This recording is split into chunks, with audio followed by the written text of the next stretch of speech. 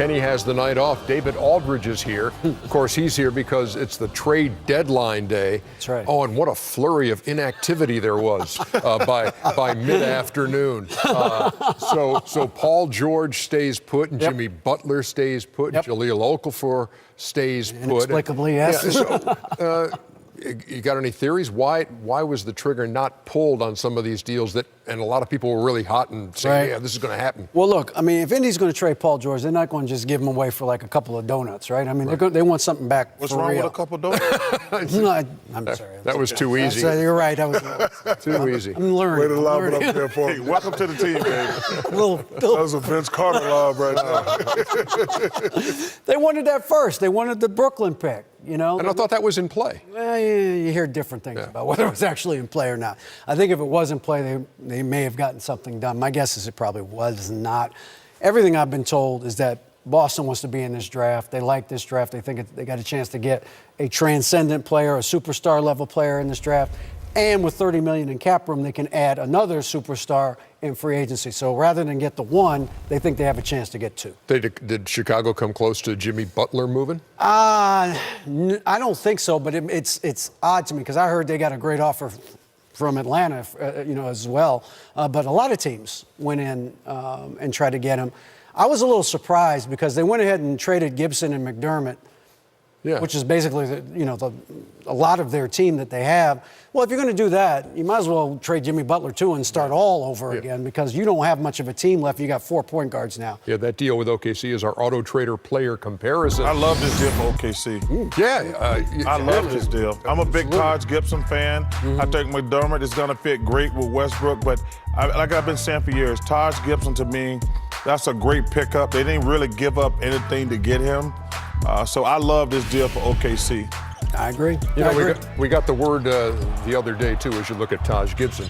It was late at night in New Orleans when the word of the deal came through that DeMarcus Cousins was moving from Sacramento to New Orleans, and he will make his debut tonight against the Houston Rockets. Shaq, obviously you got a rooting interest in that Sacramento situation. Why did this happen? Word has it that they just want to start all over. The DeMarcus Cousins experiment wasn't working. They didn't really see it working in the future. 6.5-year experiment, though? I mean, they just, they just felt that it wasn't working. They just want to start all over, work the free agent market, try to, build something in the draft. And they just want to start a new culture down there in Sacramento, similar to when the Chris Webber days were there. So, they just wanted to start all over. We wish DeMarcus well. Him and AD, it's an impressive lineup. Both the guys averaging 20 and 10. The last Twin Towers to do that was David Robinson and Tim Duncan. They have a really good shot at making the playoffs now, and they wish them well, but they just wanted to start all over. Chuck, you want to throw, because this is looked at as, hey, what a front line. Do you want to throw any cold water on this as far as New Orleans goes and what it's going to mean for that team? Well, two things. Number one, I think the NBA made a great mistake tonight. This should have been our game tonight. You got to show, first of all, it's going to be a great experiment, and they play in the Rockets. Listen, the Cavs are beating they've beaten the Knicks 9 straight times. They're going to beat them 10 straight times after the night. We should have shown this game because it is must-see television. Ernie, for me, DeMarcus Cousins is a tremendous talent. What's going to be interesting to me watching what happens is he's not going to be getting the ball as much.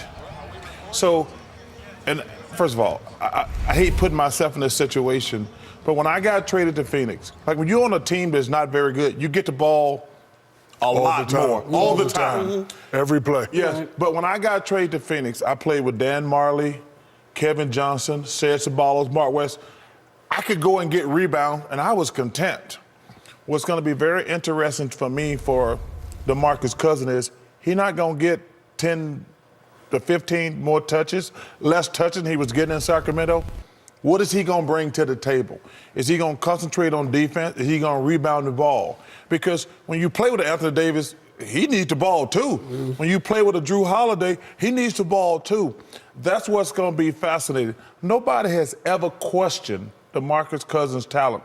They question his mentality and his work ethic. And you know what? I'm looking forward to watching this. Are they a playoff team now? I They're think they are a 11 playoff right team. now. Are they a playoff team? You know, Chuck makes some very interesting points. I think they are a playoff team, but it'll probably take some time. You know, both guys like having the ball. They need the ball. And again, the last time this worked was with David Robinson and Tim Duncan, and they're a different type of cats. They're very passive, very selfish. And, you know, David, when, you know, Tim got drafted, told him right away, it's your team. You go to work, I'll be the rebound. So, you know, one of those guys is going to have to step back, and I'm anxious to see which guy is going to step back. Hold on. Yep. And I'll ask you this. Ask me away. Who has to step back? DeMarcus. I think DeMarcus has to step back. And I think, look, this is a great chance for DeMarcus Cousins. And there, in the history of this league, there's all kinds of examples of guys who got a reset.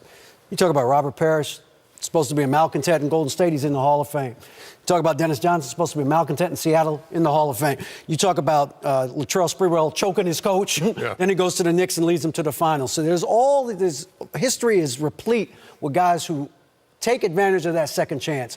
DeMarcus needs to take advantage of this second chance. He's playing with the best, not only the best player he's ever played with, the best point guard he's ever played with in Jrue Holiday. He's got a chance to make this good.